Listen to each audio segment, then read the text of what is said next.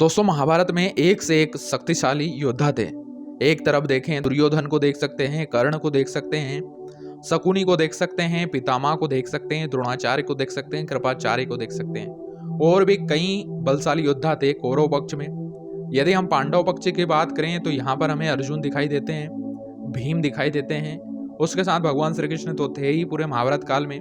इसके अलावा और भी बहुत ही बड़े बड़े योद्धा थे पूरे महाभारत काल में, जिन्होंने अपनी शक्ति और दम के साथ इस पूरे महाभारत के युद्ध को जीता था। लेकिन दोस्तों कुछ लोग धर्म के साथ खड़े हुए थे तो कुछ अधर्म की तरफ से मात्र अपने फर्ज को निभा रहे थे। दोस्तों इन्हीं में थे विदुर जी।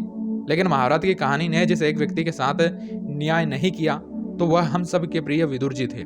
दोस्तों भाषा और ज्ञान के आधार पर तो हम इनको दूसरा कृष्ण भी बोल सकते हैं। ऐसा बोला जाता है कि वे धर्मराज का ही रूप थे। अगर पूरे महाभारत में सबसे शक्तिशाली योद्धा कोई था तो वह विदुर थे। वे अगर चाहते तो अपने चमत्कारिक धनुष से एक तरफ की पूरी सेना को पल भर में खत्म कर सकते थे। यह चमत्कारिक धनुष खुद कृष्ण ने उनको दिया था। लेकिन उनको भलीभांति पता था कि अगर मुझको लड़ना भी पड़ा तो कौरवों की तरफ से लड़ना होगा, तभी शायद उन्होंने युद्ध लड़ने से इनकार कर दिया था। आज हम आपको एक शक्तिशाली योद्धा के जन्म से लेकर और युद्ध न करने तक की पूरी कहानी के बारे में विस्तार से बताएंगे। तो आइए जानते हैं विदुर ने क्यों युद्ध करने से मना कर दिया था और उनकी शक्तिशाली कहानी के बारे में। दोस्तों अभी तक आपने हमारे चैनल द डायमंड टॉक को सब्सक्राइब नहीं किया है तो यार वीडियो को लाइक करके चैनल को सब्सक्राइब जरूर करिएगा, क्योंकि सनातन धर्म से जुड़े हुए वीडियो हम आपके लिए लेकर आते रहते हैं। तो चलिए शुरू करते हैं। दोस्तों सबसे पहले हम विदुर के जन्म से जुड़ी हुई कहानी के बारे में बात करेंगे। दोस्तों ऋषि मंदव्य को एक राजा ने चोरी के आरोप में सूली पर चढ़ा दिया था। लेकिन कई दिनों तक सूली पर लटकने के बाद भी ऋषि मंदव्य की मृत्यु नहीं हुई। इस पर राजा हैरान हो गए। उसने अपने निर्णय पर फिर विचार किया। तब राजा को ज्ञात हुआ कि उसने गलत इंसान को सूली पर चढ़ा दिया है। राजा ने ऋषि से माफी मांगी और उसके बाद ऋषि की मृत्यु हो गई।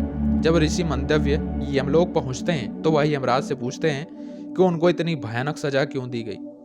तब यमराज ने बताया कि जब वह 12 साल के थे तो उन्होंने एक पतंगे को एक सुई से मारा था।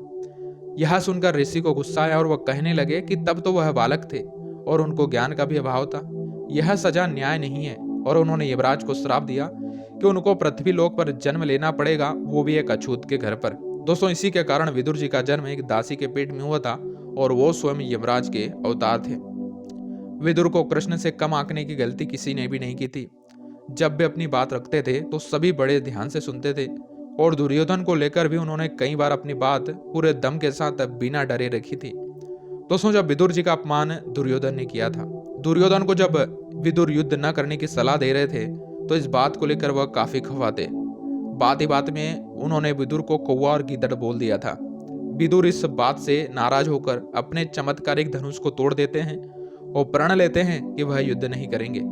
इसके साथ विदुर अंधे पिता को यह ज्ञान भी देते हैं कि दुर्योधन आपके कुल को खत्म करने के लिए पैदा हुआ है। अच्छा रहेगा कि आप सभी दुर्योधन का परित्याग कर दें। किंतु तब उनकी बात किसी ने भी नहीं मानी थी। विदुर को पांडव हमेशा प्रिय लगते थे, इसलिए असंभव था कि महात्मा विदुर पांडवों के खिलाफ युद्ध लड़ते।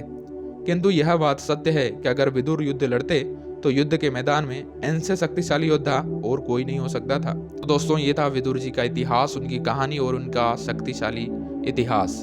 उम्मीद है आज का वीडियो आपको बहुत ही इन्फॉर्मेटिव लगा होगा। यदि वीडियो इन्फॉर्मेटिव लगा हो तो यार वीडियो को लाइक करिएगा, चैनल को सब्सक्राइब जरूर करिएगा। मिलते हैं फिर से किसी खास वीडियो में, तब तक के लिए आप सभी लोगों को जय श्री कृष्णा।